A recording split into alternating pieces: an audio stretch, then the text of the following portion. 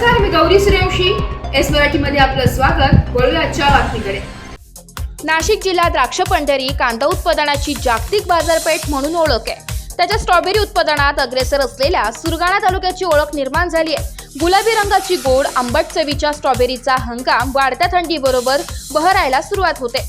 महत्त्वाचे म्हणजे सापुतारा हे थंड हवेचे ठिकाण असल्याने पर्यटक मोठ्या संख्येने येत असल्याने स्ट्रॉबेरीची मागणी मोठ्या प्रमाणात असते. स्ट्रॉबेरीमुळे बोरगाव घाट माथा परिसरातील शेतकऱ्यांचे जीवनमान उंचावले असून मजुरांना आता जागेवर काम मिळत आहे. विंटर डाऊन, सेल्वा, राणी, इंटर डाऊन, स्वीट गोल्ड, नाभिया, स्वीट चार्ली, एसए, कामरोजा, इंटर प्लस, चांडलर, एससी, S1 या प्रमुख जाती या स्ट्रॉबेरीमध्ये बघायला मिळतात.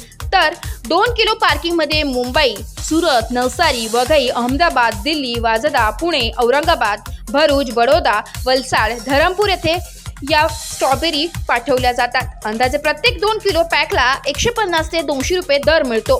एस मराठी न्यूज साठी प्रतिनिधी लक्ष्मण बागुल, सुरगाणा. अशाच नवीन ताज्या घडामोडी जाणून घेण्यासाठी आमच्या एस मराठी न्यूज चॅनेलला लाईक करा, शेअर करा, सबस्क्राईब करा आणि बेल आयकॉनला क्लिक करायला विसरू नका.